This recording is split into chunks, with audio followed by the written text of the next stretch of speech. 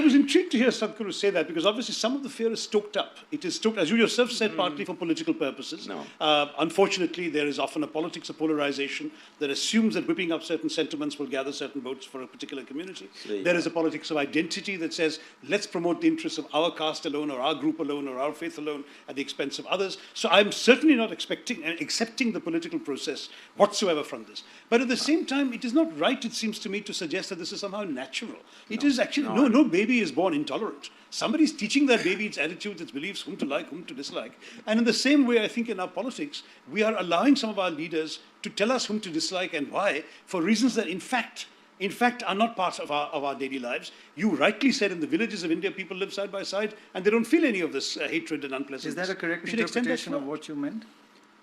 No, because It's not. taking, you got it wrong again. see, I don't wish to take a political stance, because I've never associated myself with any political ideology at any time, not today. So what I see is, what we are today, in many ways, we are products of history. We cannot completely eliminate it. The British history that you have extensively spoken about, written about, the thing about the British is they exploited you commercially. For them, you were just a resource. They had no other interest in you. They don't care which god you worship, whether you go to your temple or you don't go to your temple. Is it okay that they eat beef? Huh? I'm sorry? Is it okay that they eat beef? If you have a wrong choice of food, it's up to you. What's my problem?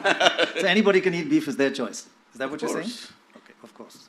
No, what I'm saying is… That goes against what No, a lot of people feel. I'll come to that. We can look at that later. This aspect. But when it comes to these religious invasions that happened, whatever the thought behind that thought you must surrender. You see, if I do something horrible to you today, 10 days later if we meet, at least I must show some regret or remorse in what I have done. When I'm proud of what I have done to you, this is not going to settle, all right? This is what you're expecting. When people are very proud of what they have done to you in the past, now you want it to settle, it's not going to settle. It is just… I'm saying it'll just be an academic debate. It is not going to be a social reality. I'm not interested in any debate unless it's a solution for the problems that we are in. So what's the solution? The solution is… the important thing is, you can do whatever you want, but you have no business to tell me what I should do, all right? And vice versa. Everywhere. I'm saying for anybody. Yes, yes. Essentially, this is this. Because people believe certain things, because everything that you have to ever know in the universe is written in one book, people are insecure about that, because we know what's written. The question is not whether everybody is like that or not. We're just afraid one day book will play upon us. So one thing that you have to do is, first thing, whatever the past cruelties that have been done, many things, it's not a simple process. Right. See, people have forgotten what has happened in this Delhi, what has happened in one afternoon. One afternoon, 20,000 people were killed in one of these days, three centuries ago. People have not forgotten these things because they know what will happen to them. And what has happened in Kashmir, people have not forgotten. Maybe people try to act like it didn't happen, but it has happened.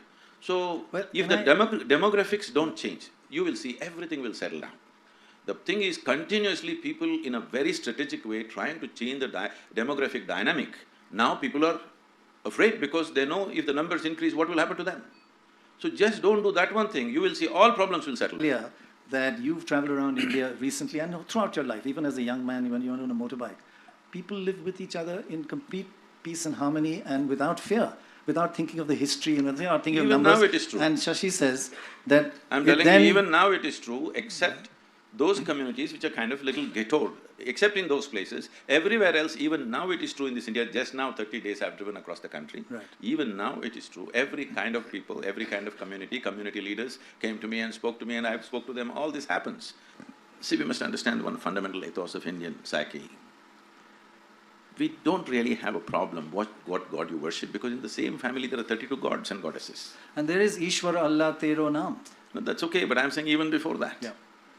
See, every other form of whatever… I'll tell you one thing, you take one picture of some pious-looking man, usually they must be bearded if it's a man, and take it and give it to one old… I'm glad you didn't use the word God-man. I'll come to that God-man, I think I can restructure that one.